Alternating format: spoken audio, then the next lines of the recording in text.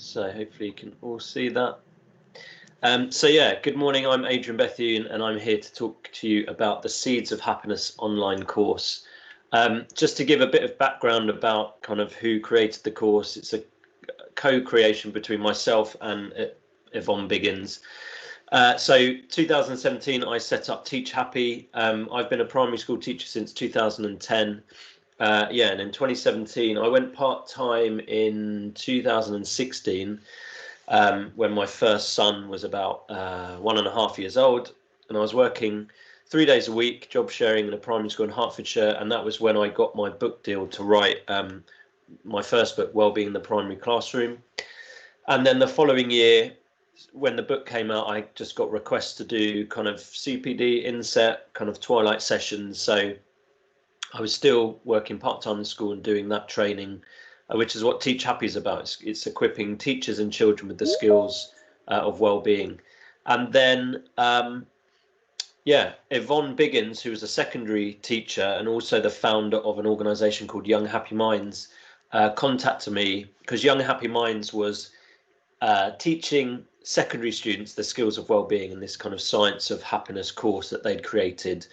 And she said, look, we don't have a primary offering. Would you like to work on something with me? So we created the Seeds of Happiness course.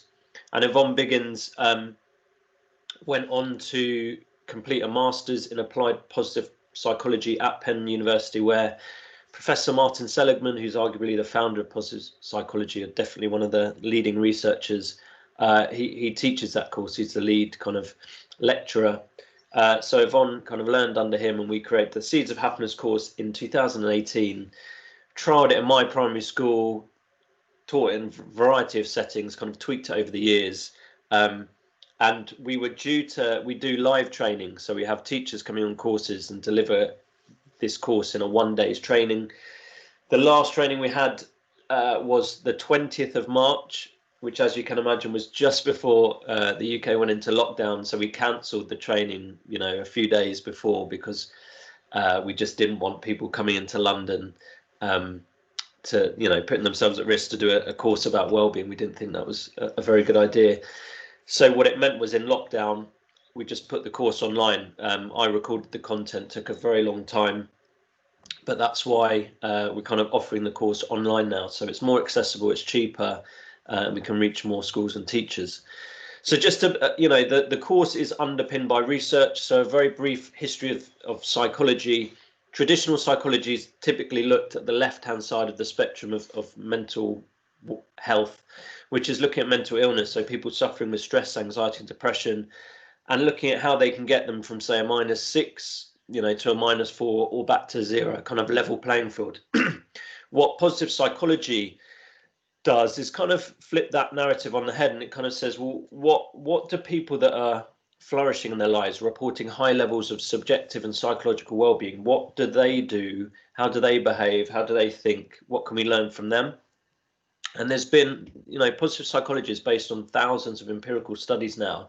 It's not about positive thinking. It's not about, putting rose-tinted glasses on things. This is kind of robust psychological research, and from some of the top institutions around the world. So Cambridge University has a Wellbeing Research Institute. Oxford University has a Wellbeing Research Centre, and even the Oxford Mindfulness Centre. Yale and Harvard University, two top universities in America, the most popular courses are positive psychology courses. London School of Economics. There's loads that are studying what contributes to human well-being, and then what interventions can you put in place to kind of support people improve their well-being. So you get to this kind of plus end of the spectrum where people are reporting regularly, feeling satisfied with their lives, that they have a strong sense of purpose, and that they're enjoying their lives overall. And also the Seeds of Happiness is designed as a kind of universal kind of program to be taught in classrooms and school settings. So it's not designed, it's not to say it couldn't be used this way, but it's not designed as a specialist intervention to work with, say, students that are struggling with their mental kind of health. It's it kind of borrows ideas from Professor Hooper, who is one of the lead researchers at the Cambridge Wellbeing Institute. And essentially, if you look at this kind of inverted U graph, typically there are always people that fall into one of three categories or one of four categories. You've got people on the left-hand side of the spectrum that are, you know, suffering from common mental disorders. You've got people suffering with low well-being, and they're termed as languishing. You've got people in the middle enjoying kind of moderate mental health, and then you've got this group on the right that are flourishing. And what Professor Hooper argues, and what her research shows, if you sometimes target universal approaches to the whole population, so not just those at the kind of struggling end of the spectrum, what you can do is kind of move everyone towards the flourishing end, because you target the people suffering with poor mental health disorders, you target the people suffering with low mental health and well-being, and the people in the middle and the flourishing people. You can kind of nudge people up the spectrum. And what we're talking about here is just like small steps. So if you are at a, you know, a -1, your first approach is going to 0 and then a +1. If you're at a +3, you're nudging towards 4 and maybe 5. So that's what we're talking about here. We're talking about small, manageable, sustainable steps to improving our well-being. And there are, I guess, two well-being frameworks that underpin the Seeds of Happiness. The PERMA model, which comes from Professor Martin Seligman. So his research showed that there are, from his research, 5 domains that contribute to human flourishing. The P is positive emotions, and there's a whole spectrum of positive emotions. It's not just joy and happiness. There's calm, peacefulness, there's interest and curiosity, there's amusement, so finding humor. There's a whole kind of spectrum. And the more we experience positive emotions, typically the higher we rate our levels of subjective well-being. The E is for engagement, which is about being kind of absorbed and engaged and interested in the things that we're doing. The R is about positive relationships. Quite possibly the most important thing that underpins well-being is having strong, close personal relationships with others. The M is for meaning, about having a sense of purpose and meaning in your life and spending time on activities that are important and meaningful to you. And the A is about accomplishment, that we feel good when we achieve things, when we set out to achieve our goals and accomplish them. And then you've got the 5 ways to well-being, which many of us know already. I won't go through them, but the kind of titles are quite obvious about what they contribute to. The only thing I would say is the take notice, which links to mindfulness, which isn't a part of the original kind of PERMA model. I guess it falls under the E for engagement, about being in the moment, enjoying and engaged in what you're doing. But essentially what we teach children on the Seeds of Happiness course, the Science of Wellbeing, is that wellbeing is malleable. Our levels of wellbeing are not fixed, that we can all improve our levels of mental health and wellbeing. It's also about teaching children that it's not about always feeling happy. That is impossible. And if we always try and strive to always feel positive, optimistic, happy, the research shows that actually we end up making ourselves less happy. And that even, say, the M from the PERMA model, meaning, spending time on activities that are purposeful and meaningful are not necessarily always enjoyable at the time. You know, take teaching, take being a parent, for example, really important, really meaningful, it's not always enjoyable. And then well-being contributes to other desirable life outcomes. Generally speaking, happier people tend to be more successful in life. They tend to enjoy stronger positive relationships. They tend to earn more money. They tend to be promoted more in work and be more productive and have less time off sick. So there's many benefits to improving our well-being. And also research from the London School of Economics shows that emotional health in childhood is the strongest predictor of adult life satisfaction. We also know that when you include all the qualifications a person ever obtains, a child's emotional health at the age of 16 is still significantly more important than all the qualifications they obtain, whether that's a degree, a master's, a PhD. How happy a child is at the age of 16 is the strongest predictor of them growing up to be a happy adult. And this is where the Seeds of Happiness comes in. We also know that teachers have a major impact on children's happiness whilst at school. And Professor Richard Layard, who was one of the lead researchers behind this evidence that I'm citing here from the LSE, says that because most parents and teachers want their children to grow up being happy, satisfied with their lives as adults, enjoying a meaningful and fulfilling life, because we know that their emotional health in childhood is the strongest predictor of them growing up to lead a fulfilling life, coupled with the fact that we know schools and teachers have a major impact on children's happiness whilst at school, this is where we should be investing a lot more time, energy and resources into developing the capacity for our children to be happy at school, be happy outside of school, and to grow up to, to lead a life that they really want to lead. So that brings us on to the Seeds of Happiness course. So it is a 7-lesson course. Lesson 1 is called Your Elastic Plastic Brain. It teaches children about neuroplasticity, that their levels of intelligence are not fixed.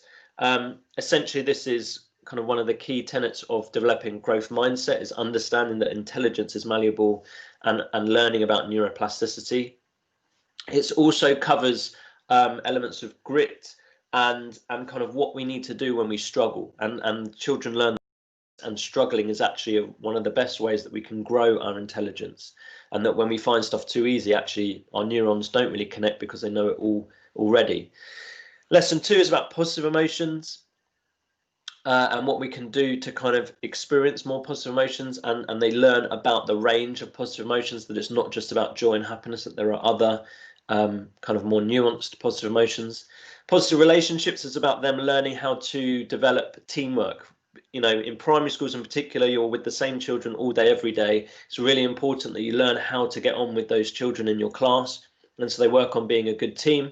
They also reflect on when things get tough in their life, who is in their support network inside and outside of school, who are the adults that they can trust and rely on. Because the research shows that when children have at least one safe, trusted adult in their lives, it massively increases their resilience and ability to handle quite difficult kind of circumstances.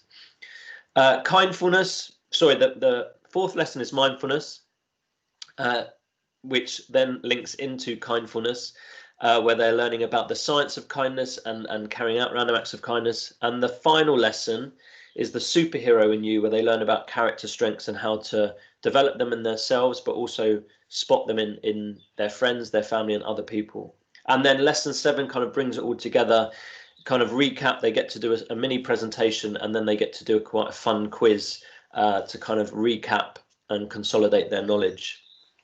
The Seeds of Happiness. What I'll do, is just play this short introductory video from the online course, so you can see the kind of structure. I used a program called Loom, which records a little kind of video in the left-hand corner. Yeah, and it just gives a bit more of a background to the Seeds of Happiness course. So I'll play that now. The Seeds of Happiness is a 7-lesson introduction to positive psychology aimed at primary age children. The aim of the course is to plant the seeds of positive habits and actions that help grow our happiness. It introduces children to the science of happiness, and then importantly gets them and the class teacher to experiment with the ideas and take some action. Each week, children report on how they got on. The course is meant to be fun, engaging, knowledgeable and experimental. Actions and missions are set for the class teacher too, so that what learned on the course becomes woven into the normal teaching day and week, so the course endures long after the lessons are over. The book Wellbeing in the Primary Classroom also supplements the course and goes into a lot more detail to help teachers deliver the content with more knowledge and confidence. So if you have a copy, you can read more about the various things explored on the Seeds of Happiness course.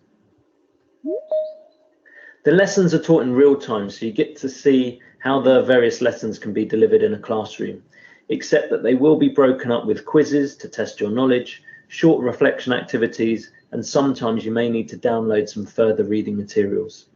You must complete the various modules before you can move on through the course. Once you've completed the course, you will receive a Train to Teach certificate showing that you have gone through the Seeds of Happiness training and can now deliver the course to children in a school setting. The Seeds of Happiness is not a cascade model, meaning it does not qualify you to train other teachers in how to deliver the course to children. If other teachers in your school or other teachers you know wish to deliver the Seeds of Happiness, they must complete the training just like you are now. When you've completed the training, you'll be able to download the PowerPoint slides, the videos, and all the course materials, and you are ready to teach the Seeds of Happiness in your classroom. All that's left to say is you're now ready to begin the course, so I hope you enjoy it. And this screenshot just shows the platform that you use. It's a platform called Thinkific. And what I've done is each lesson, so there are 7 lessons or modules overall, I've broken them down into kind of mini bite-sized lessons, because I know teachers are busy. To complete a course in one setting is really difficult. So you can literally do, 3 of the short videos or lessons. So there's a 2-minute, a 4-minute, and then a short quiz, and it just records your progress. So if you're at 3 out of 9 lessons on one of the modules, you pause it there, and when you kind of log back on, you continue with your learning. So it's self-paced, you go at your own pace, and you have a year to complete the course. Obviously, many people complete it within a couple of weeks, but yeah, it's really kind of flexible. You can do it in your time. You just need a kind of Wi-Fi connection to access the course. And then you also get you get a certificate, and you get a badge. You can put this on your email. It just says Train to Teach the Seeds of Happiness course, so you can deliver it in a school setting. In terms of costs, for individual teachers, normal price is £145 for the course. I'm giving SAS kind of schools 30% discount. This information isn't on the SAS website, but I'll email Andy afterwards to kind of upload this. Whole school license, meaning anyone, teachers, TAs, anybody in the school can access the content. And again, 30% discount. And then there's small school license, so that's with pupils up to 150. It's cheaper for them school too. And the code is SAS Wellbeing 20. But I will send Andy the information to upload onto the website later. Yeah, and that's it in a nutshell. So I will come out of presentation mode, and I'm happy to answer any questions that you might have. If anybody does have any questions, you can drop them as you're going along in the chat bar, or when people start talking, if you'd like to. When people finish speaking, if you'd like to drop it in there, that's fine. I've just been having a little look at your website while you were speaking there, Adrian, and it sounds like you are involved in, you wear quite a few other hats, as I think you word it. So it looks like you've got quite a lot on your plate, but Andy's had a lot of, Andy was reading your book, and he's had a lot of good things to say about that. Have you sent Andy a copy of your the second book, the Teaching and the Wellbeing book? I'm not sure. I think he said that he had a copy, but if not, I will definitely post him one. So yeah, let me know. Yeah, he definitely had a lot to say about the first one. Somebody said, thanks, Adrian. I know as a teacher who uses your book, and they know a teacher who uses your book and loves it. Great to hear you speak about it. A few others saying thanks. The course looks amazing, and thank you for sharing. Cool, thank you. Yeah, the idea behind the course was really to take the book, Wellbeing the Primary Classroom, which is aimed at teachers, and turn it into a kind of child-facing course. So yeah, some of the ideas are in the book, but it was just to make a kind of fun, engaging kind of mini curriculum for students in primary schools to engage with the science of wellbeing and learn more about how to take care of themselves and also the people around them. So yeah, thank you for listening, and any questions, just feel free to email me. My website is, I'll put it in the chat, www.teachappy.co.uk. Contact details are on there. That's great. Thank you very much for speaking with us today, Adrian. Thank you. If anyone does have any questions after the sessions, they can obviously feel free to contact Adrian. If you're watching this back and you've got any questions, go to teachappy.co.uk and you can see Adrian there. Thanks very much, Adrian. Thanks, Danny. Thank you. The next speaker that we've got today is Elisabeth Holmes. Elisabeth, are you there? I'm here. Yeah. I'm at the moment, I'm a little box down at the bottom. Can you see me? I can see you. Right. Okay. So, I've been having a little look. You're doing online hypno-psychotherapeutic counselling. That's right. It's a bit of a mouthful, but it was the first time I tried to say it, I did stumble over it. Yeah. Well, I'm sort of going to be telling a story about myself, because what I offer is very much me. So it's kind of letting people know who I am and what I do, and hopefully building up a relationship with schools and with individuals. So I apologise if I'm kind of reading a script, but I wanted to make sure that I got everything in. But I've also got a very, very short PowerPoint to share whilst I'm talking. So shall I put that up now? Yeah, of course you can. Yeah. Just let me know if that's right. Let's see. Can you see that for now? The screen's not changed over yet. Right, okay, hold on a second. We did practice this, didn't we? It's all right. The little box with the arrow and then all the way over to the left-hand side to desktop. Right, hold on.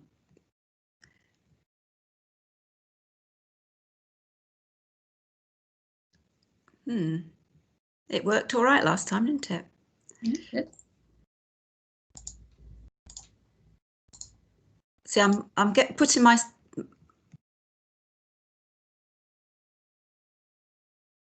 Well, I'm sorry, I don't know why this isn't working. I've got my PowerPoint underneath, and I've flicked that up, and I've put share, open share.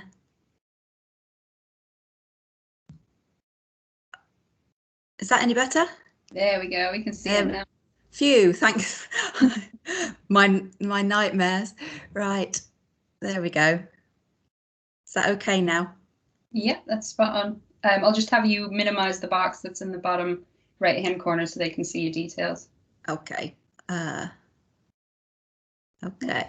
There we go. Is that it? Yeah. Great. Okay. So thanks very much for inviting me to speak to you today. I'm Elisabeth Holmes, and I was a primary school teacher for over 25 years. For the most part, I loved my job and thrived on the busyness and challenge. Over the years and in various schools where I was working, I knew of members of staff who seemed to disappear for weeks, if not months at a time, with this mysterious illness that was rarely discussed, called stress. To be honest, I didn't really understand it, and nobody ever explained what caused it. If the staff member ever returned, and sometimes they didn't, reasons for their absence were never mentioned. Whole staff. And for me, things changed fairly rapidly. It was a perfect storm of relentless pressure to be the perfect teacher. Whilst having recently adopted a small boy, I wanted to be the perfect mother, and also the added responsibility of caring for my father with dementia. So cue attempts for being the perfect daughter. I was trying to spin so many plates that it didn't take much to become totally overwhelmed. Over the course of a few weeks, I disintegrated from being an enthusiastic, confident and happy teacher into a sobbing insomniac. And the next slide just shows you a typical cycle of anxiety where there's a trigger, and in my case it was being overwhelmed with so much to do, so many people to please. I'm sure this all sounds very familiar to many of you. And then you imagine these thoughts, and remember, thoughts are just inventions in your head, but you're thinking, I can't cope with this, I'm rubbish, I'm no good at this, and it generates those feelings of anxiety, creating this anxiety and fearfulness, and those generate physical symptoms, and I'll be showing you some more of those later. And in my case, the response was feeling tearful, unable to sleep.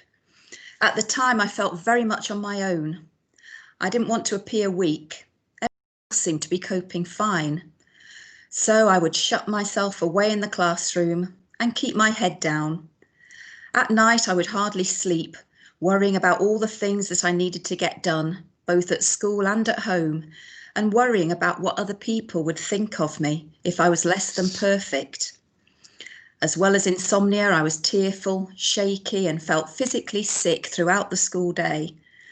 Although I'd been a great teacher, my confidence rapidly disappeared as I entered this downward spiral, until eventually I felt like I would never be able to stand up in front of a class again.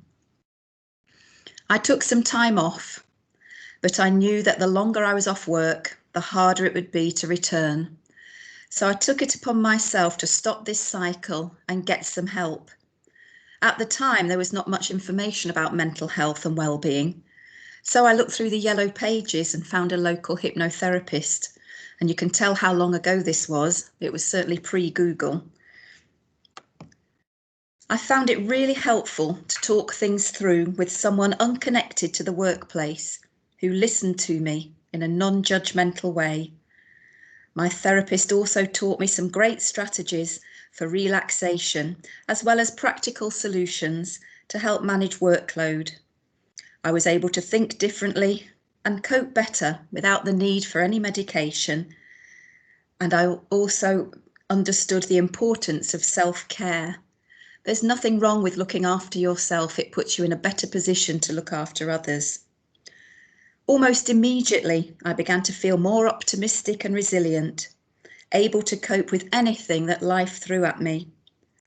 I was able to continue with my teaching career with renewed confidence and vigour. It's great that mental wellbeing is now being seen as a priority in schools. Supported staff make a much happier school, and it's much better for the children. With less staff absence, the children have a greater degree of continuity in their education. And on a financial level, the less money that is spent on supply cover for long-term absence, the more can be spent on resources. After my own experience, it bothered me that so many hard-working, passionate school staff who were facing similar pressures were not able to get the help they needed when they needed it, and thus ending up being off work, sometimes having to give up completely. Having developed my own set of stress-busting strategies, I was always keen to share these with any colleagues who I could tell were struggling. But this still felt insufficient for the growing tide of stress and anxiety that unfortunately affects so many school staff. I decided to pursue my interest in hypnotherapy with a view to sharing my experiences for the benefit of others on a more formal basis, and I qualified as a hypnotherapist in 2016. Initially, I continued to teach part-time and ran my therapy business on the side, but gradually my client base was such that I became a full-time therapist in 2017. As time went on, I found that although hypnotherapy is an effective and efficient tool to help reprogram the subconscious towards a more positive way of thinking, I found that many of my clients needed more in-depth counselling to help them to get to the root of their problems and find a wider variety of ways of overcoming them. So after further training, I qualified as a hypno-psychotherapeutic counsellor. So to explain, it's I've trained as a hypnotherapist. There's a huge leap to become a fully qualified psychotherapist, but I've done psychotherapy training as well and counsellor training. It's a very integrated approach, so I've sort of dipped into lots of different ways of helping people using different modalities. So that's where the hypno-psychotherapeutic counsellor comes in. Now I'm just showing you some of the stress symptoms that you might have come across. Everyone has their own unique set of stress symptoms, and I expect you can spot yours now. I've highlighted a few of the more common ones. So everyone has their unique set of circumstances and is affected by these in their own unique way. It is not necessarily school per se that is the problem. It can often be personal issues leaking into the school day, one spinning plate too many. When someone is feeling overwhelmed, they can't always see the wood for the trees. And that's where one-to-one therapy can really help bring back that sense of space and perspective. In looking at where to go next, in order to nip these symptoms in the bud and be able to find the right support at the right time, an immediate bespoke service is needed. My training allows me to integrate a wide range of therapeutic approaches, person-centred, solution-focused, within a safe and supportive environment. Alongside supporting a wide variety of clients from all walks of life, my passion has been working to support school staff. Initially, I did this by going into schools for staff meetings or insets to talk about stress management. My presentation shares practical solutions for individuals, but also aims to guide the whole school ethos towards one of shared responsibility, encouraging staff to look out for each other, feel confident and comfortable talking about their feelings, and noticing when someone they work with may be struggling. I also share a short guided relaxation, allowing staff to realise the value of putting on the brakes. Initially, my stress management training operated separately from my therapy clients. However, after speaking at a number of conferences, I was approached by school leaders who needed to help support a particular individual member of staff that they'd recognised as being on the verge of long-term absence. So they'd got somebody in mind. They happened to come across me at a conference, and they just come and talk to me after my presentation saying, is there anything you can do for this person that I work with? I'm worried about them. Luckily, I was able to see these clients, usually within the week, giving them a safe, non-judgmental and confidential space in which to explore their feelings, using a unique combination of hypnotherapy, psychotherapy and counselling, depending on the needs of the client. I was able to enable them to release their tensions, build up resilience and feel positive. They were then able to continue with their teaching career uninterrupted with a fresh perspective, whatever their issues may have been. After these sessions, I often provide audio recordings which are prepared for each individual that they continue to listen to at home. These can help to reinforce the work from the sessions and build confidence, self-esteem and resilience.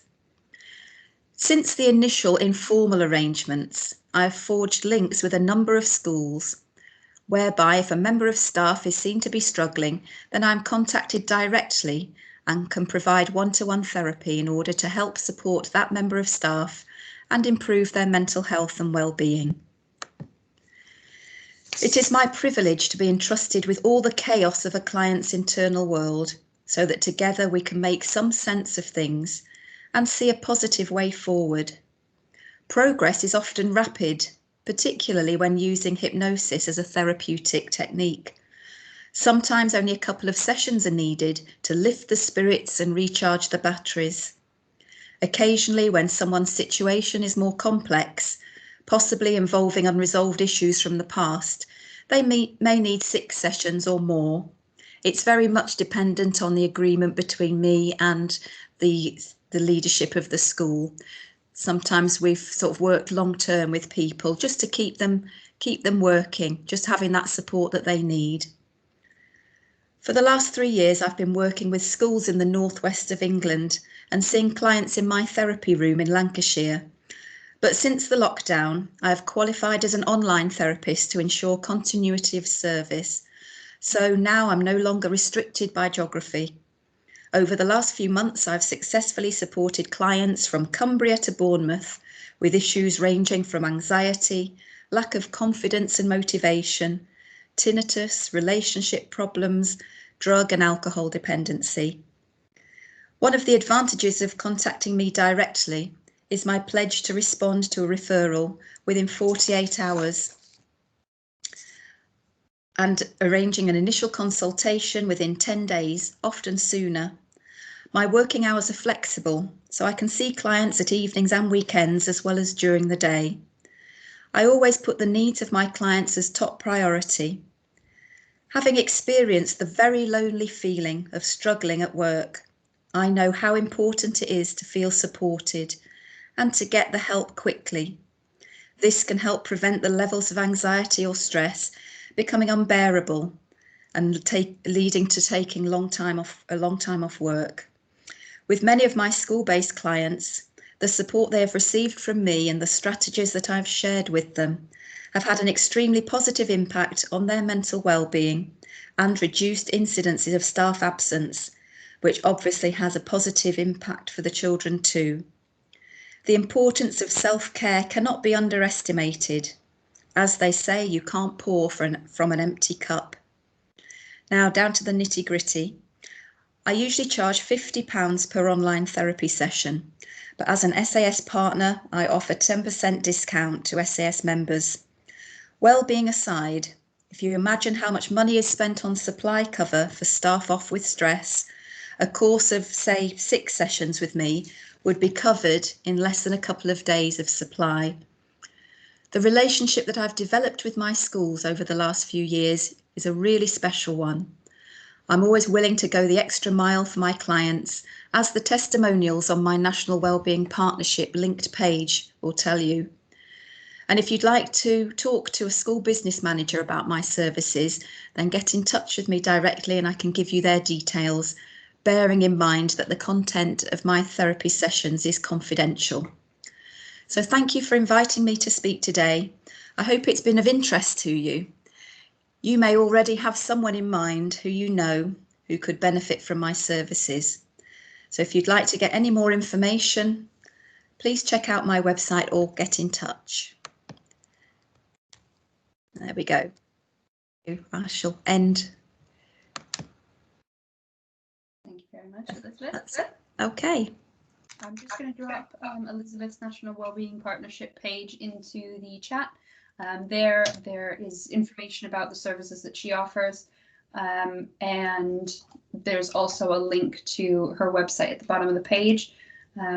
So someone's asked for information on prices for an inset day training, and they'll be able to find that on your website. Is that correct? Well, it does vary depending on size of school and location.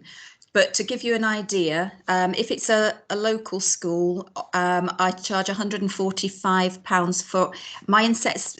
Usually just an hour for sort of a staff meeting or as part of an inset day. So my 1 hour inset is 145 for up to 20 staff, and it's kind of negotiable after that. But I've done kind of 50 for 200. I'm very, according to some people, I am very cheap. So, but it also depends on how far I've got to travel as well. So I'd factor in some travel expenses. But it's very much kind of a discussion can be had on that one, but that's the sort of ballpark figure. Okay. What I'll also do is I'll drop Elisabeth's email address into the chat box. It is at the bottom of the National Wellbeing Partnership page, but just so that you have it there, so it's quick and easy to reference, we've got that there.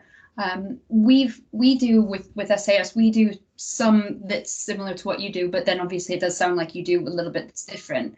But we have found, and I'm sure that you would agree with this, that the proactive mental health is something that's really becoming a lot more popular with people. People starting to identify earlier, perhaps work on some of those stresses and kind of bring them to the surface rather than letting them bubble up. Would you agree with that? Absolutely, yeah. I mean, that's because of what happened to me, my experience, and seeing other people sort of go rapidly downhill. Initially I was going into schools doing my inset, which is sort of very basic sort of stress management techniques, the self-care, knowing how important it is to look after yourself. I'd also do I have sort of two insets. I have an hour on stress management and an hour on resilience training. And it's just keeping yourself, looking after yourself so that you can do things for other people, and it doesn't, your mental health doesn't deteriorate, as that cycle showed. Once you're kind of on that downward spiral, it's really hard to get off it unless you've got some kind of intervention.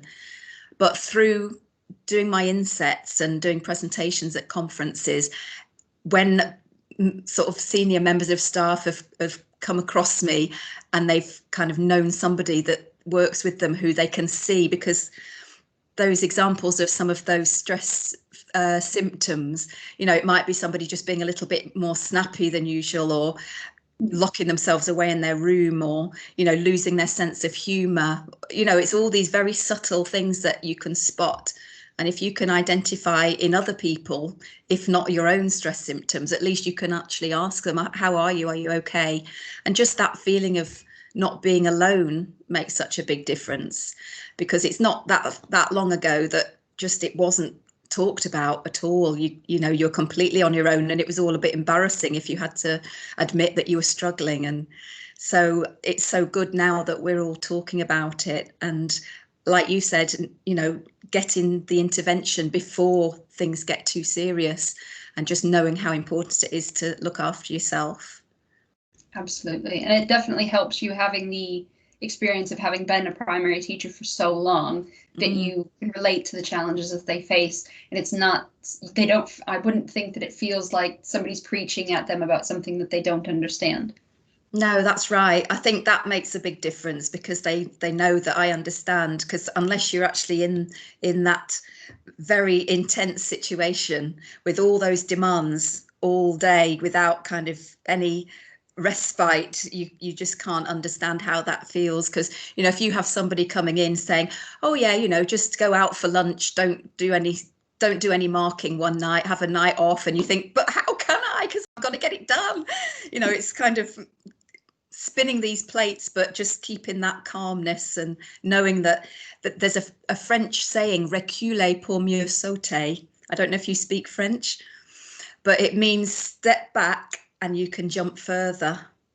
And that's a really important thing to remember, that though it feels counterproductive to just have a rest and to stop and to do something nice for yourself, you think, I haven't got time to just stop and, you know, listen to a relaxation tape or whatever. You actually, once you have got that control back of your feelings and you've calmed down, then everything else seems so less overwhelming. You can kind of manage things better when you're coming from that calmer position.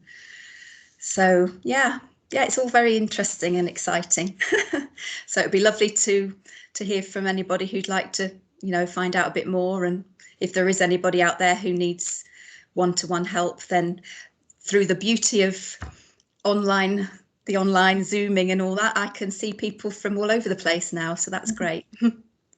Excellent. That's great. Thank you very much for joining us, Elisabeth. You're welcome. Thank you for asking me. It's been great. Thank you. And next we've got Clare Holmes from Nullam Wellbeing. Are you there, Clare? I am, Danny. Yeah. Morning.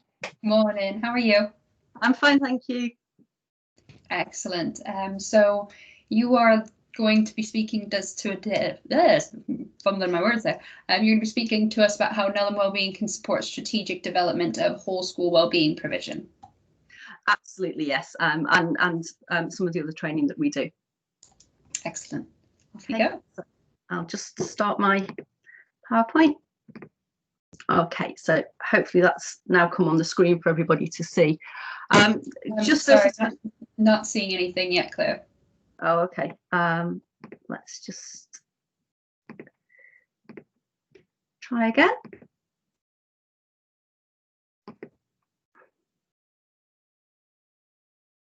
Is it coming up now, Dan? Yep, we can see it now. Thank you. Talking about mental health and resilience, and there you go. Mine was going for a minute there. So hello everybody, and thank you for tuning in to listen to me today.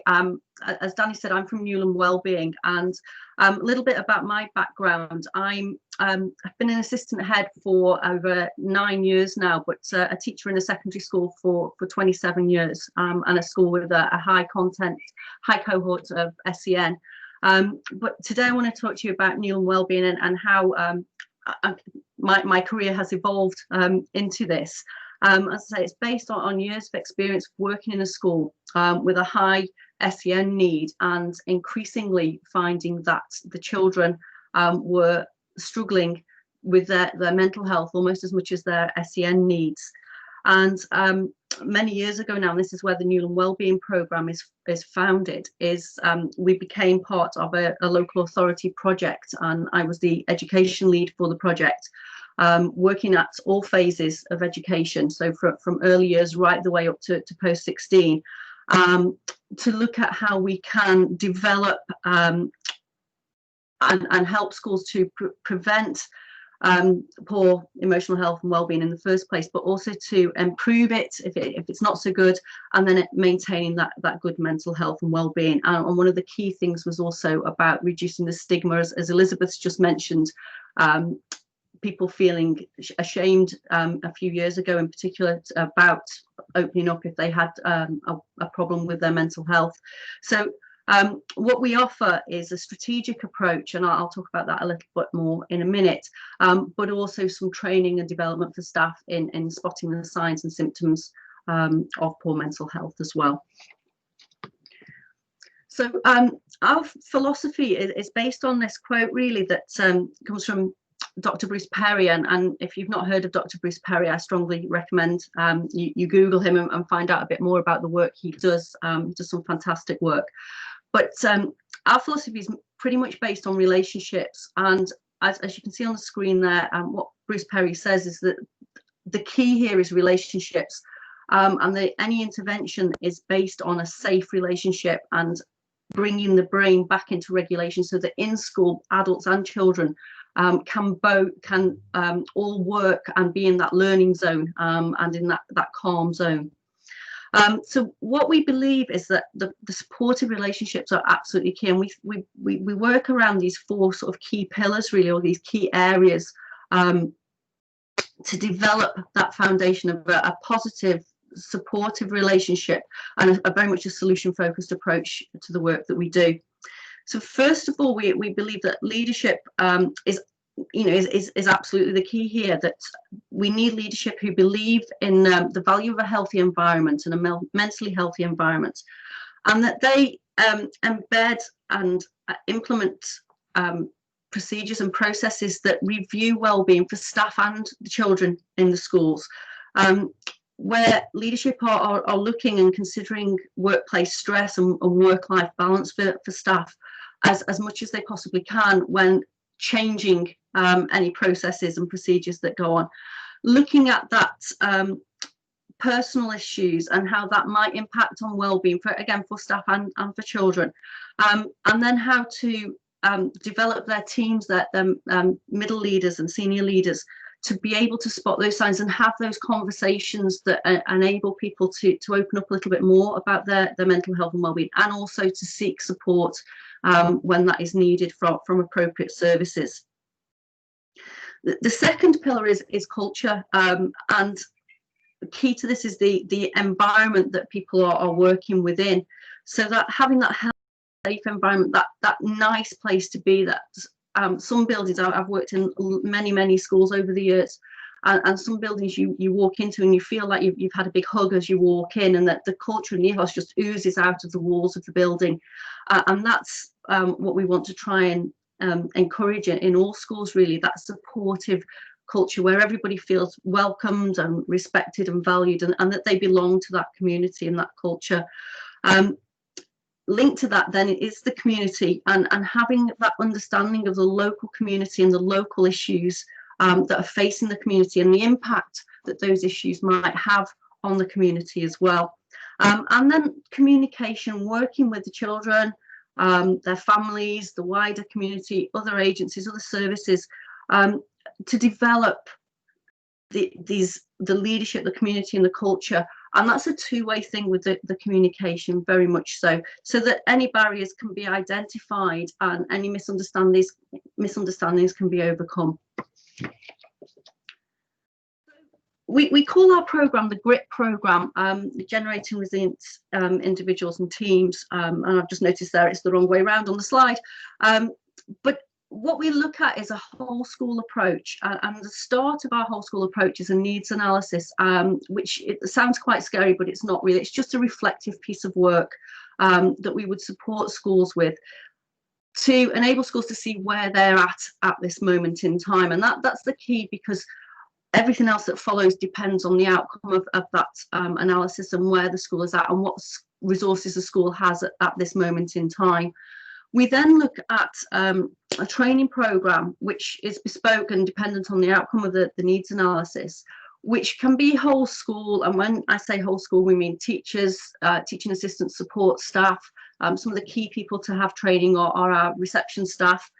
They tend to pick up on lots of things that come into the school straight away. But also then, as I mentioned before, training for leaders and managers in how to have those conversations, how to be more solution focused, to look at staff resilience and wellbeing in particular.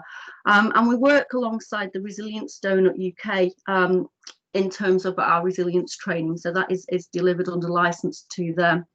And then again for individuals around personal well-being, etc., and working with those. And those things there are not just for staff in the school, but also for the children as well. So we can deliver these things to children as well. So the analysis of need is based on the Public Health England document from 2015 about a whole school approach, the DfE's document Mental Health and Behaviour in Schools, and then also bringing in the staff wellbeing, the Stevenson Farmer report about thriving at work and what is needed there. And again, the analysis looks at, there's a series of questions for each element of that circle there that you can see. So it covers the full range of what happens in schools. And then support and training comes from all those things there that you can see on the screen. Support to implement and embed wellbeing practices as part of a whole school approach.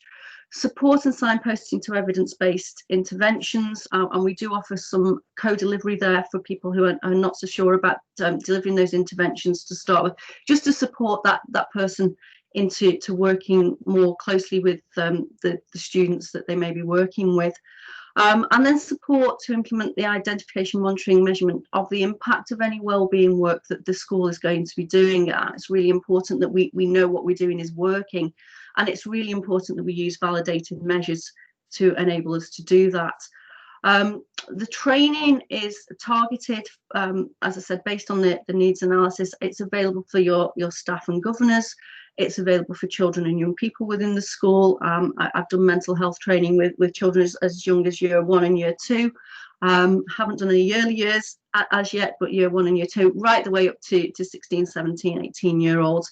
And also parents and carers. And that's one that's fairly new to us at the moment, but has come in a response from requests from schools who are reporting that parental anxiety at the moment, especially within the current situation, it is really impacting to an extent on the children's well-being as well, and that's sort of picking up on the stresses and anxieties of their families. So some work we were doing there with schools as well to identify what they can do and where we can go. There is a lot more information on the website. And also you can get that via the school's advisory service website as well. But we work very much on a sort of as I say, a solution focused process of improving knowledge and understanding through teaching, through experience and supporting those experiences, through developing the skills that people need, and then through a coaching and mentoring model. And that comes through our programme and our offer of staff supervision as well, where we can support supervision for staff to enable them to then work with either the children or other staff within the school and support them. So we very much work around for the training for the children. It's very much done as a sort of a train the trainer model as well, so that staff are able, once they've been trained, to deliver that, and that's where the co-delivery work comes in as well, to support everybody in that way. I think that's pretty much me. I think I'm quite short on. I'm nearly on time there, Danny. If there's any questions anybody's got, I'm more than happy to answer those now. And also, as I say, you can look at the website as well. So I'm just going to stop sharing my screen.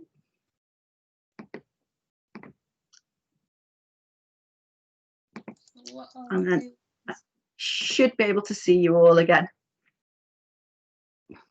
There we go. Right, what I'll do is I'll drop you our National Wellbeing Partnership page in the chat box there. Thank you, Danny. We have seen, and I know in particular, Andy's been speaking to quite a number of schools, and we do seem to see that, particularly in the last couple of years, there's been quite a shift in school leadership wanting to have, wanting to make the whole school wellbeing approach a little bit more proactive. But what we've actually seen is, since March, oddly enough, a lot of people are focusing a lot more on it now. It's become much more of a priority. Have you been delivering kind of Zoom sessions and things like that, or how have you been going about doing things since the start of lockdown? Yeah, we've very much, we're launching in January a fully online pre-recorded training session around basic mental health awareness. So it's a 2-hour session for people who obviously they can access that as and when. And we're also, with the needs analysis, our traditional way. I'm very traditional in the fact that I much prefer to go and face to face and speak to people, but we've moved that to a virtual thing as well. So I've done several needs analysis on systems like Teams, but also from January you will be able to access that fully online as well. And you'll still get the report from myself and support with the action planning and development. But I think you're absolutely right. Platforms like this, I've done a lot of training. We work with the University of Chester, and we've done a lot of training and webinars with them over the summer around mental health and resilience. And one of the ones we did, we had 2,500 people who tuned in, which just shows how big the need is for this. And I think it's getting that balancing act between the pressures and the catch up of the academic work and the time that the children have lost, but also that balance with their emotional mental health, that reparation of relationships and rebuilding of those relationships, and for the staff as well. And I think in particular over the last few months in the schools that I've been working with, it's the staff's well-being and the parental well-being that is really key for schools, and school leaders are wanting more and more information about supporting their staff and supporting families as well, to be able to spot those signs and symptoms really early. Elisabeth mentioned before, it's those little subtle changes that happen that we pick up on when we see children and when we see each other day after day, but when we don't necessarily see them as much as we would, and lots of schools have had to change their systems to fit the physical practicalities of being in school at the moment. So it's getting that balance. What we do know is if we can get children in the learning zone, in their zone of regulation, and their well-being is good, that it improves their academic outcomes. There was a piece of research done a few years ago of a 12% increase in academic achievement when well-being is good. So it's around that preventing mental ill health in the first place, but then schools knowing the pathways to follow and what to do to manage that at an early stage, but also then to know when to pass that on to other people and refer to outside agencies. Teachers are not mental health specialists, we're not therapists, but we can support. And as Bruce Perry said, one of the key things is building those relationships. Absolutely. I think one thing that a lot of people, in particular, I think when you're just looking at individuals, we have found that there are a lot of people that have been saying, I don't need counselling, but actually it's the preventative mental health that a lot of people at the minute are really, really interested in, how to kind of bolster their own mental health and to prevent them from experiencing kind of anxiety and stresses and things like that. But I think it's interesting that you're doing it with parents as well. Particularly thinking about it from the SEND element of it. If you've not got parents and teachers in kind of the same boat, what can often happen is that the pupil might feel really supported at school, and then they might go home where their parents aren't as clued up and as knowledgeable on intervention techniques, and then ultimately they've kind of got this seesaw of kind of feeling happy and then feeling quite anxious. So yeah, if you've got both of them. And I think, you know, we very much work on a person-centered basis as well. So in particular, the young people, and like you say, quite often the young people don't want to go necessarily to counselling, and obviously at the minute that's been even more difficult for them over the last few months. What they want is a trusted adult they can speak to without judgment, and that collaborative approach and that support to talk to their parents. Sometimes they don't want to, you know, very often they don't want to act, as they see more pressure to their mum or dad or carers. They want to try and deal with it themselves, and it's supporting them to be able to involve their families and to bring together and come up with a collaborative approach to this, and a co-production of any wellbeing plan that might be there. And I think it's also really key that we use the graduated approach that we use for children with any type of SEND, so that there is structure to this, so that there is monitoring, there is review of progress, and that there are some cut-off points then when we can encourage the children, if necessary. Hopefully it's not necessary to seek professional help from therapists, whether that's through voluntary sector workers or through somebody like Cann's. And I think for staff as well, it's very much along the same lines. It's very difficult for a member of staff to admit that they've got a problem and that they are struggling, and the automatic default setting is people are going to think, I can't do my job, I'm going to lose my job.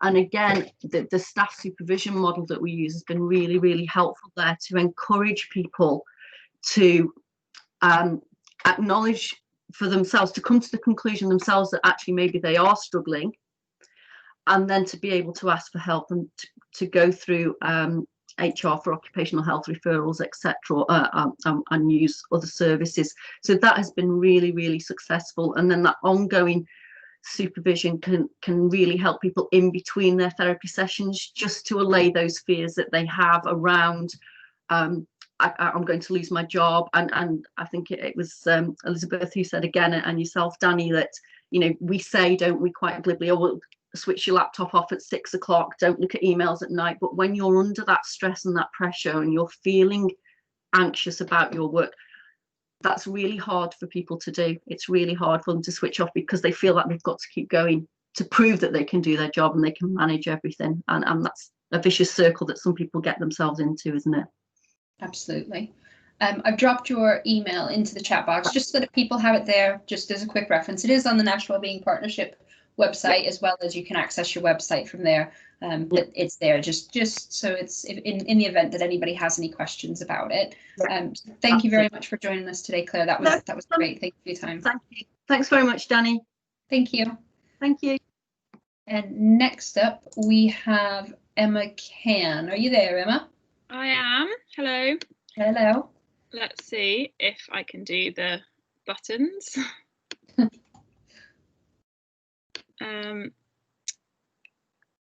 Right, and I'll put my camera on. Is my camera on? No, at the minute it's off.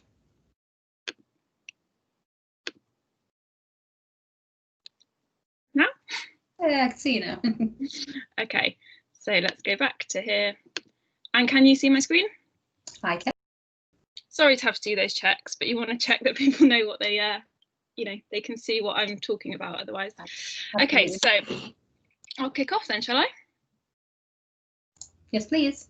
Fantastic. Okay, so hi everyone, I am Emma Cann, and I'm going to talk to you today about this. And I looked back at the title that I gave and thought, oh, I have made that a little bit wordy. So hopefully, if anything today, I can break that down for you. But it's about empowering school leaders to develop strategies for calm, confident leadership and create healthy, sustainable working environments for all.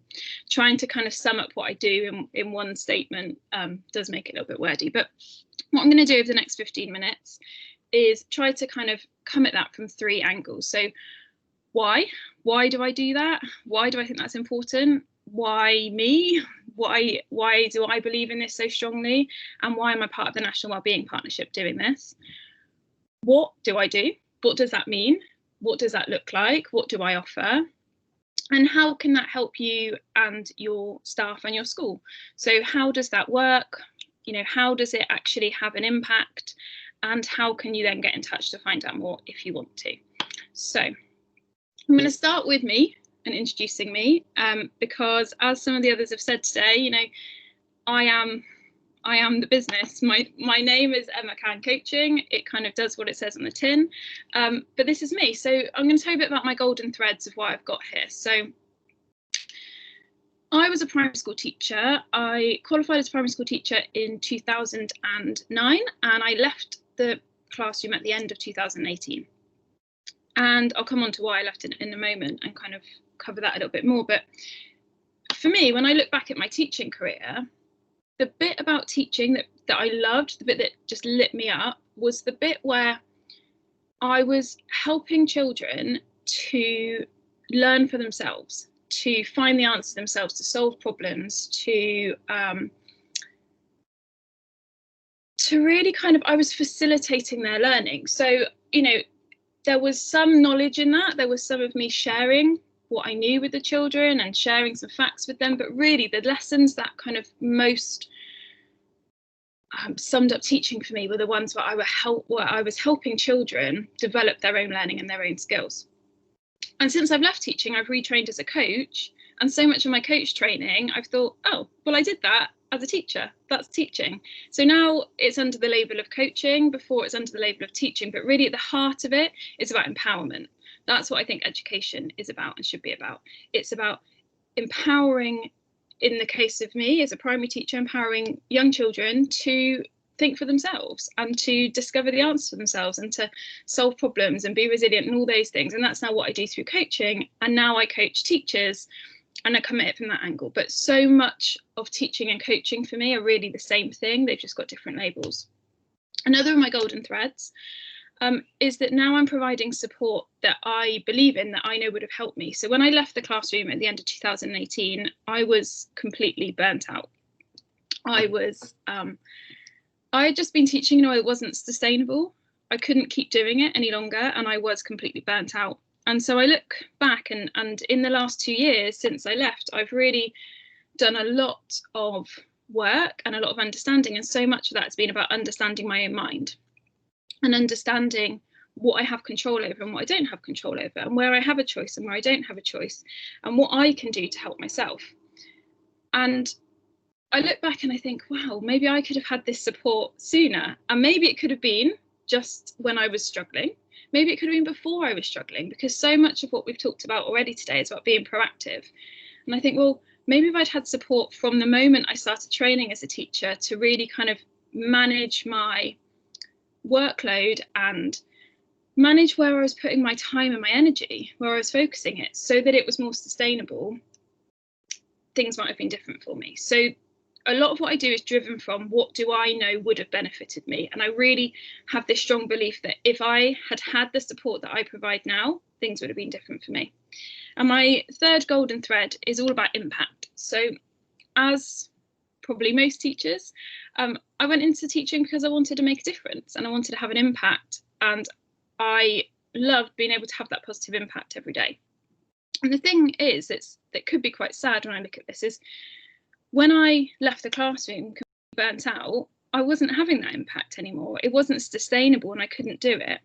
And so now, whilst I could have been upset about that, now I look and think, well, if I can use my experience, positive and negative, I can use what I've learned about myself, I can use my coaching skills, I can use my experience from the classroom to now support other teachers to make sure that they can do this in a sustainable way, that they can have a bigger impact. They will have an impact on their teams, on their pupils, on the families of those pupils, everyone in the school community, and that's how I can have an impact as well. And there's just one thing I want to say there is, when I was teaching, I think for a long time I felt like I had to put the children first at the detriment to myself. Now, I don't believe that we shouldn't put the children, we shouldn't prioritise them, but I think what I was seeing is either pupil wellbeing or teacher wellbeing. And I was always going for the pupils. What can I do for them? How can I have the biggest impact for them? And my belief now is, if you support your teachers and, in the whole system, if we have empowered, calm, confident, happy, healthy teachers, no one's going to lose. This is going to be better for everyone. And maybe if I'd had that support, I'd still be in the classroom. So just to kind of highlight where I'm coming from with that, like, I don't know if you've used any of these analogies before for teaching, but I definitely have, and the teachers I work with use some of these. So, teaching is like spinning plates. We're trying to keep all these plates in the air, and we can't really concentrate on one for too long because we need to keep the next one up, and it feels like more keep being added all the time. We're just trying to keep these plates in the air. Or teaching is like wearing a lot of hats, whether they are specific job titles. You might be a class teacher hat, and then you might have your assistant head teacher hat, and you might have your subject leader hat, and you might have your phase leader hat, and you might have your line manager hat. There might be kind of specific job titles, or it might just be all the things as teachers we're expected to do. We're expected to do so much, and so wearing all these hats all the time is exhausting and it's confusing knowing which hat to have on. Sometimes I would describe teaching as whack-a-mole. It's kind of, where do I put my energy? And it can feel quite reactive rather than proactive. You know, oh, I need to be over here, I need to be over here, and kind of just constantly trying to direct your energy and your time and your focus to what you know, you may have heard teaching is like a hamster wheel or treadmill, and it's just hard to, you know, you're scared that you won't be able to keep going. You have to keep going, you have to keep going at a pace. And the thing with all of those analogies is I definitely used to describe teaching like that when I was teaching. And then I got into, when I left, I was in middle leadership, and the thing with all those is they're not particularly sustainable. So as I've already alluded to, because it wasn't sustainable for me, I burnt out and I'm not there anymore. And if that's happening to others, best impact we can have for our pupils. So what I offer is coaching. And like I've just alluded to,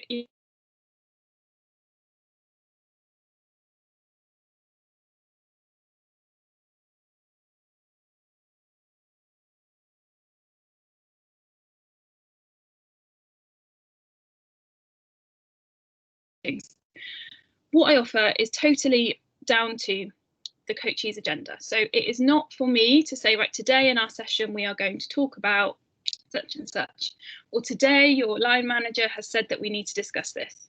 It's completely for the teacher to bring what they need to bring to that session. And that is really important because it has to be what's on their mind. It has to be what is bothering them, what's on their mind, what do they want to get clarity on, what do they want to move forward on. And that's where it's so powerful. Whilst it is the coachee's agenda and it's completely up to them what they bring, it is a completely structured conversation. That's up for me to do. That's for me to structure it. So it's not just a nice chat, you know, and I put that in inverted commas because it can be a nice chat. It can be really nice. It can be, you know, some of our sessions, they go in lots of different ways. And it is a nice chat, but it's not just a nice chat. It is structured and you will get something out of that time together.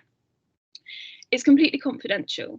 It's not reported on, it's not measured, it's not linked to performance management directly. The outcomes that teachers have might be, they might work on something, it might help them to put something in place in school, but it's not about them being told what to do and what to focus on and therefore reporting back, well, I did these things. And they might not even report that back to me. They might come back to me the next session and they had actions that they were going to do. If they've done them or not isn't really the most important thing. The important thing is what did they learn from doing them or not doing them. So it's not kind of a tick box exercise in that way. And it is completely confidential, which means that the teachers have the space to bring what they need to bring and talk about it in a way that is safe, that is external. I'm not in the team, so therefore I can kind of listen in a slightly different way. The process is future and solution focused. So it is very much about where are you now and where do you want to get to and how are you going to get there. It's not about what's the problem, tell me more about the problem, what else can we find out about the problem, why have you got to this problem, what's happened before. It's not kind of ruminating on it and going over and over. It's here's the problem, here's what I want to solve, right, I want to get to this point, I'm at A and I want to get to B. And it's that future focused aspect of it that makes it so powerful. And then in the sessions there is a mix of mindset and action. And what I mean by that is sometimes in sessions teachers will go away with a list of things that they're going to do. They might say, okay, on Wednesday at 12 o'clock I'm going to have a meeting with this person and do this thing. They might have a list of actions. It might be more about the mindset shift they've had, that they think, well, actually today I know I'm not going to look at this problem in a slightly different way from now on. And that's the mindset. And these are just words that some teachers have kind of used before. And I know I probably would have done when I was teaching. I haven't got time for this. I haven't got time for this airy-fairy talk to someone stuff. I've got work to do. But it's not that. It really is powerful. So in some pictures, what do I do? Well, the eggs there are to tell you a quick story about a teacher that I'm working with who said that teaching for her is like juggling eggs. So I said about the spinning plates and stuff, it's like juggling eggs. And she's juggling these eggs, but she doesn't know which ones are hard boiled and which ones aren't. And she thinks some might be rubber, but she doesn't know if they're going to bounce until she drops them. And she's just completely fearful that she's going to drop them. And she can't think of anything else apart from keeping all these eggs in the air. And actually, this is about prioritization. Which ones can you put down for a moment? Which ones don't need to be juggled? Which ones could you ask someone else to help you juggle? Which ones could you share the load with? It's that prioritization that comes out of coaching. It's pausing, it's taking a moment to step back. You know, teachers say, I don't have an hour, so I do hour sessions over online sessions. At first, teachers are a bit worried, how am I going to have an hour to talk to you? I've got so much to do. And they say, well, I'm so glad I've had this hour now, because now I know what I'm going to do. You've saved me time. It's about flipping thinking, going from the negative to the positive. What is it that you want to achieve, and how are you going to get there? Rather than focusing on the problem, it's focusing on the solution. The glasses, the lenses, how are you seeing the problem? Are you looking at it from someone else's point of view? Can you see how other people might view this? Can you look at it slightly differently? Can you then break it down into step-by-step actions? So you know that, you know, I want to be a better leader. Okay, well, what does that look like? How are we going to get there? Let's break it down into steps so that a few weeks at a time, you can make some progress towards this. And it's about building a toolkit. And that toolkit, quite often teachers already have. Teachers are so resourceful. They have this stuff, but if you have a toolkit and no one tells you it's there, it's not that useful. And if you have a toolkit and it's got a spanner in it and you don't know what a spanner does, you don't know how to use it, it's not that useful. So sometimes you just need that help to know how to use it, or sometimes you can borrow tools from other people. And it's about building and collating that toolkit so that teachers can manage. I just want to touch on this because sometimes people have, I've heard these phrases, you know, is it coaching for performance you do, or is it coaching for well-being? And for me, I don't really subscribe to either. I don't really see the difference, because my point is, if you get it on that cycle, it's going to have an impact. So if teachers are feeling calmer and more confident in the classroom and about their job, they're going to communicate better. They're going to have better relationships with those around them. They're going to feel better about their work. If they feel better about their work, they're going to feel happier. They're going to feel calmer. They're going to feel healthier. If they feel all of those things, they're going to come into work in a better way. It's a positive spiral, or it can be a negative spiral. So wherever I catch them on the cycle, it doesn't really matter. It supports both of those things. And I am conscious of the time, but I just want to give you a few tips that you can take away today that might be helpful. So here are just 3 things that the kind of strategies that I might help teachers with. So one is about focusing on the positive rather than the negative. Rather than as teachers telling ourselves things like, I need to be less stressed, I want to be less stressed. All you're doing is you're telling your mind stress, and it's looking for stress, and it's finding ways to be stressed, and it's reconfirming that stress. Just like when you say to children, walk or don't run. You say don't run, they're probably going to run. It's the same thing. If you tell yourself don't stress, you're going to stress. Second thing is, how do you talk to yourself? If a child said to you, I don't understand, I've made a mistake, I've done something wrong, you probably wouldn't say to them, well, that's because you're a failure. And I think probably the thought of that makes my blood run cold, thinking I'd say that to a child. But it's definitely how I talk to myself. So I wasn't showing myself the same compassion as I was to a child. And the final thing is about asking questions. If you ask yourself the question, why is this so hard? Your mind is looking for the answers for that. When you're driving home, when you're having a cup of tea, when you're lying in bed at night, it's thinking, why is this so hard? But if you ask yourself the question, how can I make it easier? Your mind's doing a lot of the work for you. So there's just some of the strategies that I might suggest and might kind of give in my work, but also it's about teachers building those strategies for themselves. So in my last minute, how could I support you? Well, I can share and some of these strategies through training. It might be part of inset training or staff meetings, and I can share those strategies, and that gives you a good place to start building that toolkit. In terms of the impact and the ripple effect, I think it goes up as you kind of work down this list. The next thing would be, well, actually, you're going to see probably more impact if, as an individual, you're being coached, because you're then building your toolkit yourself. You're working out these strategies that work for you, and you're finding the answers. You're not just being given the answers and given the tools. You really have that chance to put them into practice, start taking action, and build that those strategies for yourself. And then mostly the biggest impact is where I coach teams. So I coach, for example, leadership teams, and having different people in the school that I'm coaching, they start to see the impact for themselves, and they start to spread that out to their teams, not through direct coaching, but through the questions they're asking, the positives they're finding, the fact that they're calmer and communicate more clearly. And then obviously the more pockets of that you have in a school, the bigger that impact.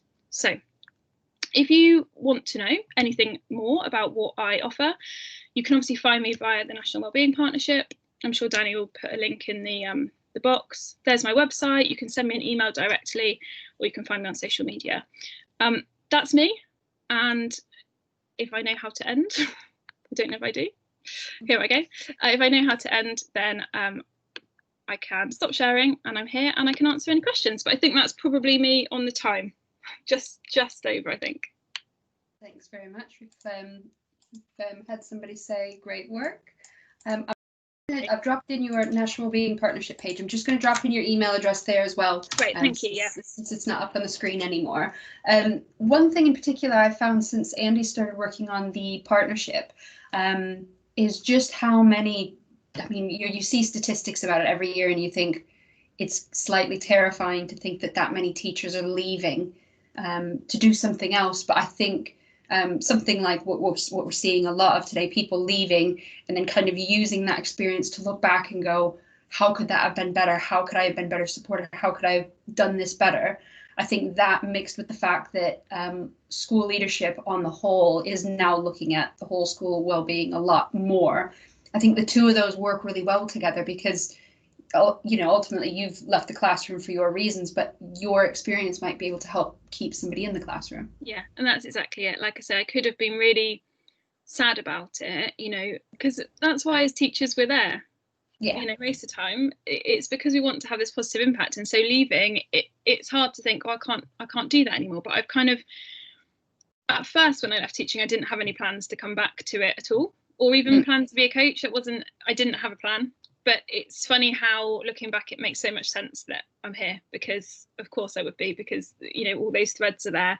And it's just, you know, yeah, if I can now make a difference, if I can now support teachers so they don't feel like I did, because yeah, it just wasn't sustainable. And that's what's sad. If we're creating a unsustainable culture in individual schools or in the system as a whole, teachers then can't have the impact they want to have. And teachers are doing wonderful things, and we need to be there. And I'm not, but maybe I can help others in a different way now. So yeah, that's kind of, like you say, why I've come back to it. And it's been really nice to listen to other people today who've had a similar kind of experience, that as teachers, we can't really shake it in a way. You know, education is so important to me that it would be a shame for me to leave it completely. So it's nice to know that I'm sort of back in a different guise. That's excellent. Thank you very much for your time. You're very welcome. Thanks for having me. If anybody does have any questions, feel free to drop Emma an email there or to visit her page. Great, thank you very much, Danny. Thank you, Emma. And next we have Kimberley Evans from Nourish the Workplace. Hello. Hello there, you all right? Hey, good, thank you. I'm just... You there? Wait for it to come through.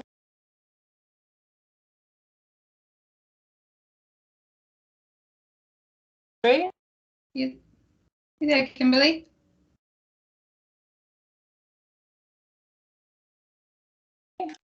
Oh.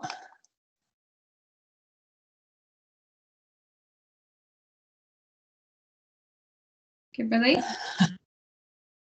Can you hear me? Okay. Okay. While my camera is while my camera's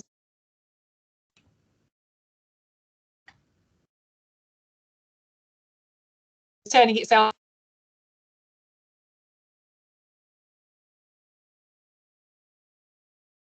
Kimberley?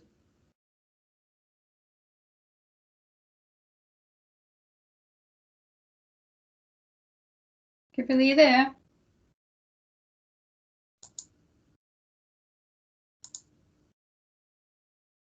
I'm not sure if we've lost Kimberley here. Good old technology. This is just the sort of thing that happens. It does happen from time to time. We'll just give Kimberley a minute to try and see if we can get her back on. Kimberley, if you can hear me, give me a shout when you come back on. In the meantime, what I'm going to do is drop Kimberley's National Wellbeing Partnership page in the chat box, and I'll also drop in her email address.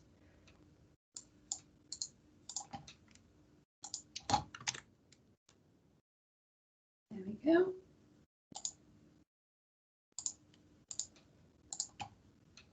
Just going to see if I can try and find her, but it's some of you may have heard about it. It sounds like Kimberley works closely with the Teacher 5 a Day and Education Wellbeing Collective. that is something that on social media we do hear quite a lot about. Apologies for the issues with the technology. I'll see if I can find her.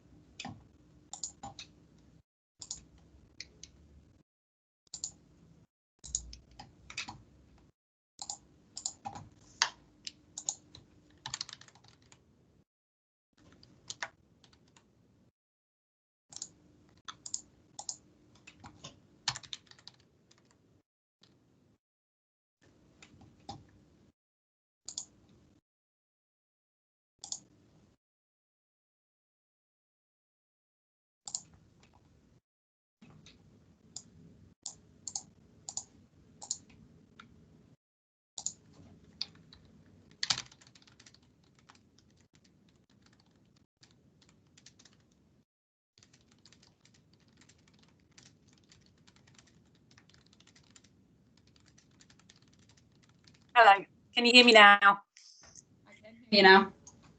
Thanks, sorry about that. My computer is not enjoying having two different people on Teams, logged into Teams, and my daughter's logged in for her schoolwork because she's self-isolating here. So okay. I knew this was going to happen. So we've not got a PowerPoint. It's just going to be, I'm going to talk you through everything because I didn't want to rely on a PowerPoint because I was worried this was going to happen. That's all right. Not sorry. Just so you know, I have shared your National Wellbeing Partnership page and the email address within the chat box. Thank you very much. And I put my banner up as well, just because then you can see my logo, so you can see, everyone can see who they're looking for when they come and find me as well. So thank you everybody for your patience on a Monday morning. This technology is really testing us, isn't it? And it's certainly testing our patience. So I'm going to talk about the fact that workload isn't the problem, but how to find out what is. Because if you stopped a teacher, stopped somebody in the streets and said, what's the biggest problem in wellbeing in education, you'd probably get the answer of workload straight away as a snappy answer. But actually, when you get people to think about it, often it's not workload that's the issue. A little bit about me, just to kind of transition in from all those other people. And it was really interesting hearing Emma at the end saying that she really wished that there was things around for her when she was in teaching, and she therefore might have not have left. Exactly the same for me. I'm a primary school teacher as well.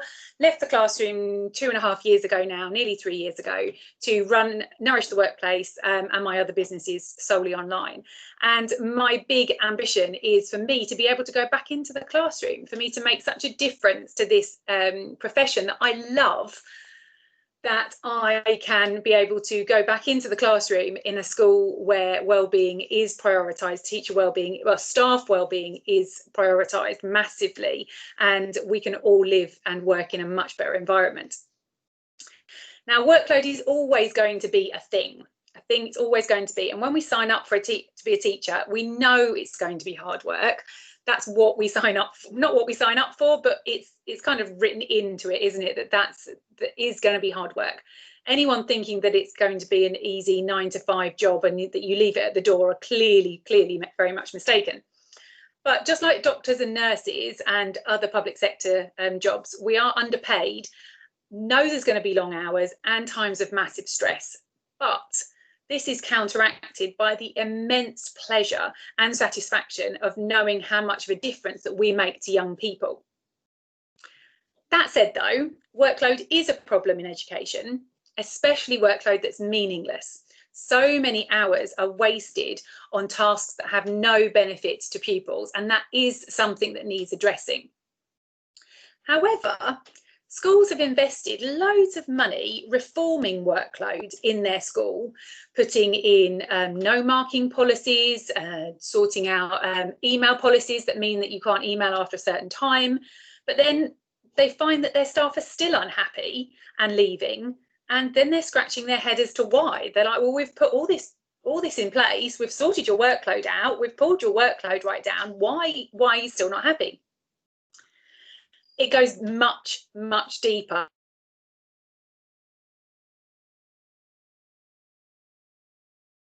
Because just as all of your very different. Schools, I just paused because my internet dropped out again. Schools are all very different, as in, like, every single person on this call will have different demographics for their school based on social economics and geographic reasons. So all of your staff will be very different. All of your staff will be different in each school, and also each staff member is very different. What will work for one of your schools brilliantly could be an absolute disaster for somebody else's. So then, but what do you do? My key idea is to get to know your staff, and also to ask them. It's such a simple idea, but to ask your staff what the issues are around their well-being. Now, that might seem like a kind of idea. Of course I ask them. Of course I ask them. What are you talking about? But think about whether or not you really do ask them. And also, do you ask everybody? Do you give them the opportunity to voice their needs? Or are they given closed options? Do you ask in a staff meeting where people are really kind of unlikely to open up because of the pressure of everybody else?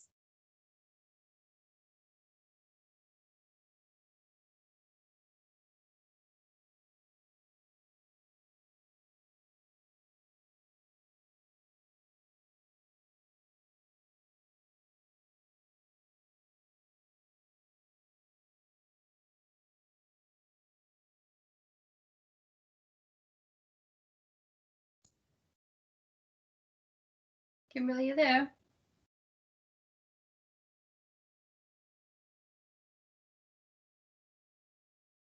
think we may have lost Kimberley again. Okay. I'm here. Oh, you're there. There you go. So yeah, they're inexperienced staff member is unlikely to come and walk into your staff into your office and just declare that it's too far from their classroom, so they're choosing not to drink all day. So running the Nourish the Workplace allows you to give all staff a voice, an anonymous one at that.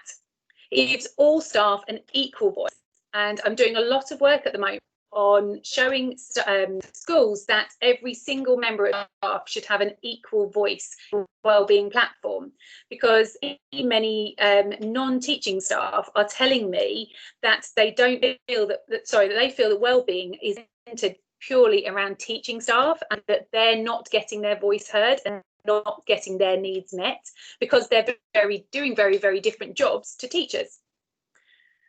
The survey allows you to gain a really proper insight into your particular school at that time, and going in through the Schools Advisor Service through the Wellbeing Network allows you to get a 25% discount.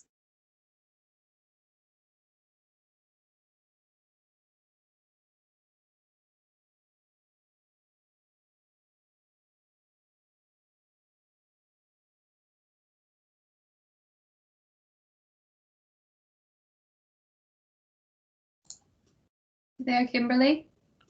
Yeah, I'm still here, sorry. The Nourish the Workplace gives you a service. It's me. It's not a one size fits all, because that's what I'm against, is a one size fits all. A one size all approach doesn't work for whole school wellbeing, so therefore that's not what Nourish the Workplace is. You get a bespoke service because it's me that's here doing it, so then I can take your school's in particular needs, and also takes the workload off you. I know many of you are much on at the moment, especially at the moment, that one of the last things that you know is you can take on any extra. However, so it's me that does it. You literally sign up, pay the money, and I do work. It's an anonymous survey. It goes out to every single member of staff. You then get analysis back from that. So I do the data analysis, but also the real gold is the comments that get left after each question, because the majority of the questions on the 25-point survey have open-ended questions and comment boxes. So you get a vast amount of opportunities for people to really have their say. Because it's a bespoke approach as well, you can also request further analysis. So if you wanted to see how the difference was between different departments, if you're a secondary school, or if you wanted to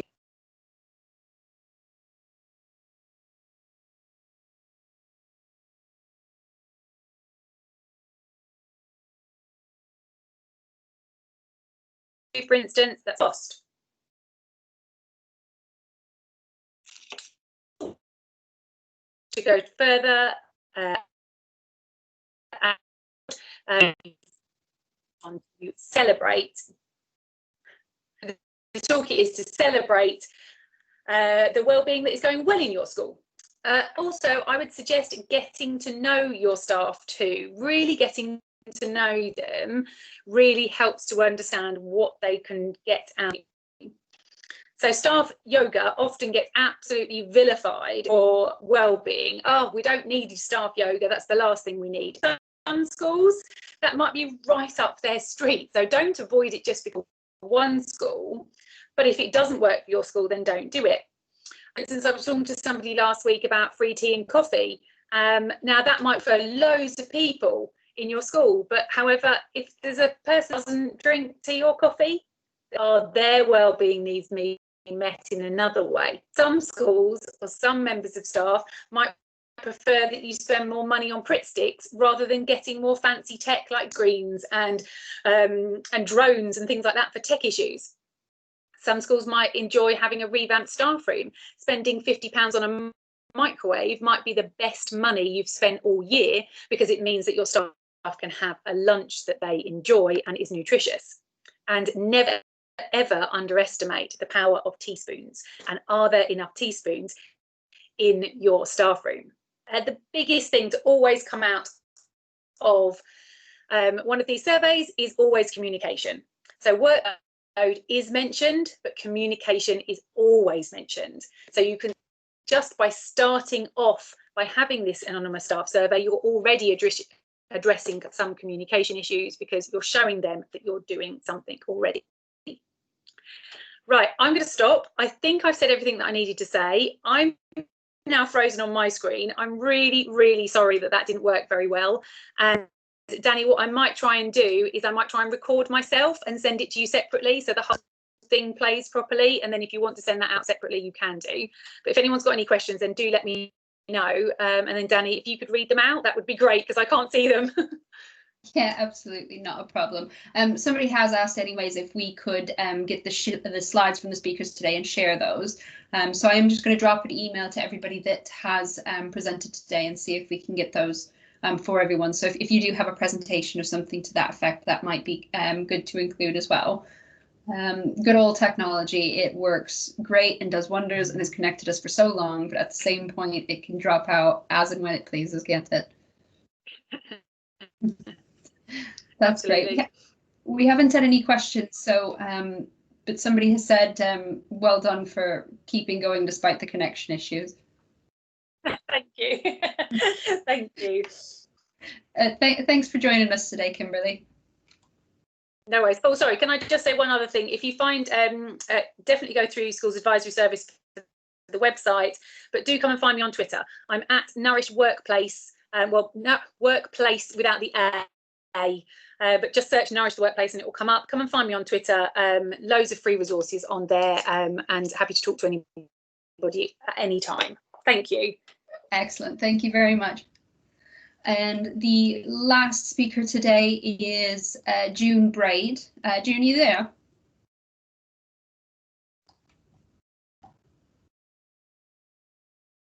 You there, June? Hello. Hello, June. You all right? Yeah, can you see me and hear me? I can hear you, but I can't. There, I can see you now. You see me. Good. Ah, indeed. Okay. Thanks, Danny. Good morning, everybody. My name's June Brade. I am the Wellbeing Consultant at the Schools Advisory Service. So I work for the Schools Advisory Service. So a little bit about me. My background is in therapy. So I am a practitioner of NLP, neuro-linguistic programming, and I also am a clinical hypnotherapist. I am a qualified psychotherapist and lots of other little therapies that I do, like EFT, emotional freedom tapping, timeline therapy. So where I fit in is I believe that I have a toolbox of tools to help manage anxiety. So something that's tangible, something that I teach clients to do, I teach whole schools to do, and it's just how to manage those times of anxiety, and not only short term but long term. So looking after our well-being, all the things that we know. So what I do is, well, I do lots of things really. So anybody that's under policy with Schools Advisory Service, I used to go into the school and deliver a workshop on managing stress, stress awareness, stress management, mindfulness, relaxation, whatever the school wanted, whatever met the school's needs. And quite often what I do is I tailor the workshops to what the school would want the outcomes to be. So at the moment, the big one, as you can imagine, is stress and stress awareness, and managing emotions, that sort of thing. But in schools, this is free of charge to anybody that has an SAS policy with us. And it's just an hour long. It used to be very, very interactive when I was in schools. But in some cases, we can still be interactive. I've done these by webinar for quite a while now, and they seem to be working okay. And so that is available to you. All you need to do, if that's something that you think will benefit your school, is to just drop me an email. On the website, there's an Ask June page, and my email address is on there. So just drop me. You can email me from that page. Just drop me a line with a contact number, and I'll give you a call and arrange something, and we can talk about what would most suit the needs of your school. So that's the webinars that I do. I also do another webinar every Thursday evening, and this is available to absolutely everybody, whether you're under policy or not, and it's called the Relaxation Room. So I sit in my lounge on my cuddle chair, and we call it the Relaxation Room. And it's just a time, it's a Thursday evening, it's 8 o'clock, and we all come together in our joggers just to relax. And I teach you some nice relaxation techniques. Every one of these, after it's delivered, is live on podcast. So we do lots of things. We do lots of visualization work, visualization for relaxation. We do mindfulness techniques. Sometimes we've done hypnosis. We've done hypnosis for anxiety, for confidence, for sleep. So we cover lots of things in the relaxation room. The relaxation room, I think my camera keeps going off. Sorry about that. So the relaxation room is a time to come, and you can find the invites on the website. Just go to the Ask June, and they're all just Google the Relaxation Room SAS, and all the podcasts are available on all the major podcast providers. So they're on Spotify, also Apple Store. So all you need to do is input SAS, the Relaxation Room, if you can't attend the Relaxation Room. But, you know, and it's open to all your family members. It's just a time that we come just to relax. So also what I do is I have meetings, one-to-one meetings. So if you're under policy and you feel you've got a member of staff that's probably struggling with anxiety, just needs some coping techniques, needs somebody to talk to about how they feel, and give them the techniques that would be right for them to use in everyday life.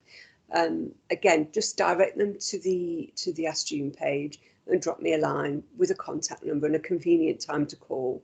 I do these in the evenings, so nobody needs to take any time away from school. We do these one-to-one sessions, and as part of the policy, staff are entitled to 2 sessions with me.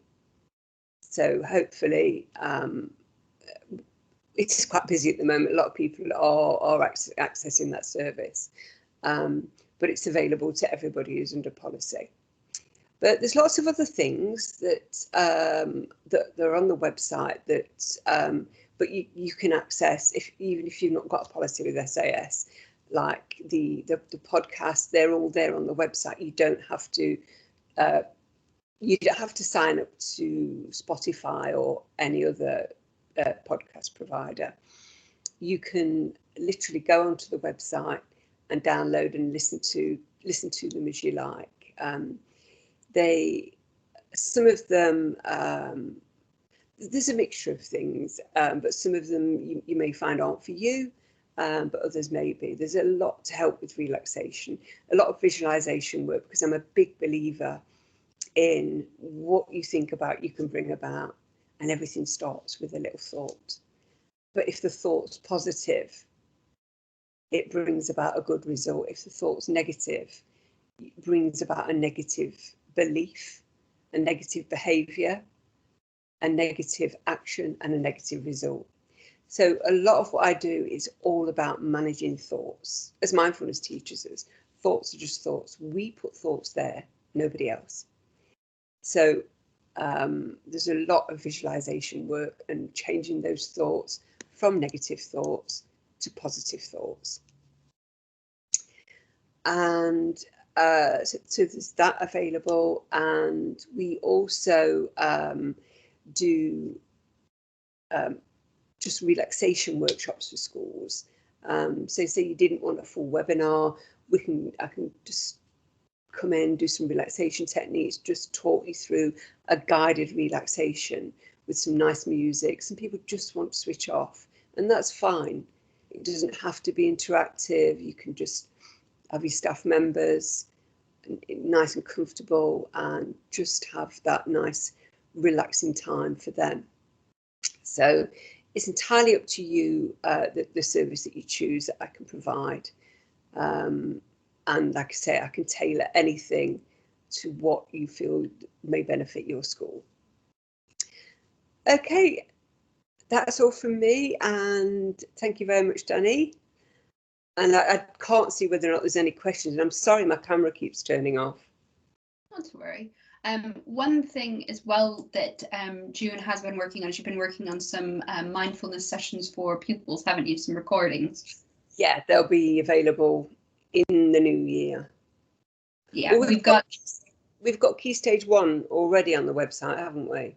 Yes, Key Stage 1 is available. We've got the Magic Bubble, Your Party, and the Magic Carpet. Yeah, that's right. That's right. And they're just visualization techniques for young ones, and it's escapism, and it's all about the magic bubble is blowing away your worries, and it's just a nice thing to put on in class for the children. It's quite magical and a bit of escapism.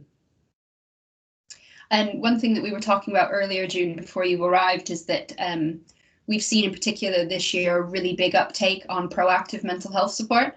And one thing that does show in that quite well is that I do help June with her sessions on Thursday, and I do help her with her podcast. And we've seen the podcast we launched in June, and in September when schools came back, it spiked right up. We had about a 500% increase kind of overnight in people that were listening to it. We've had quite a lot of feedback from school staff, varying levels of, from teachers to support staff to school leadership that have been listening to it, and has said that it's helped them to relax and to sleep at night. So it's something we do encourage people to come to the relaxation room, because it's a time that you've allocated to yourself to make sure you spend time with yourself. But at the same point, if you're not able to join us, we do still encourage people to listen to the podcast. It's all completely free. Anybody can listen to it. If it helps people, then absolutely, that's what we want it to do, isn't it, June?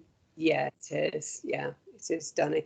And I must say, you do co-host it with me. You don't just help me. I couldn't do it without Danny. I really couldn't. Well, I certainly couldn't do it without you, June. I know. I was saying earlier that sometimes I sit there and I listen, and all of a sudden you'll be talking about a little rabbit or something like that. I'll just laugh and go, I don't know what she's doing, but it works. Whatever it is, it works. That's great. Thank you very much for joining us today, June. And this is normally where Andy would say thank you to everybody who's stuck with us the whole time. The session today was recorded, I think is something that we mentioned before.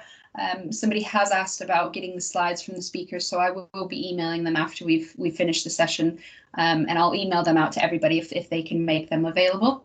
The session will be available on the recording that we've done here. It'll be available later this afternoon. It'll be posted on our social media accounts, and it will be available on our website from tomorrow. If you do want to book next week's sessions, I will just drop the webinars link into the chat box. But if you are listening to this and you aren't able to see the link, if you go to our website, which is schooladvice.co.uk, what you then need to go is go to the pink tab, which is Whole School Wellbeing, and there you can click on webinar. From there, if you scroll all the way down to the bottom, you can see our past webinars. So you'll be able to see sessions 1 and 2 if you did miss those. And we have got sessions up until including the 14th of December. So we've got another 3 sessions to go. We're halfway through them. And from what I understand, Andy's going to be organising to have some into the new year. So this is where Andy would normally say thank you for having joined us. Make sure you have a tea and coffee break. Look after yourselves. And if you need anything, please feel free to drop us a line. Thank you very much for joining us. Thank you, Danny.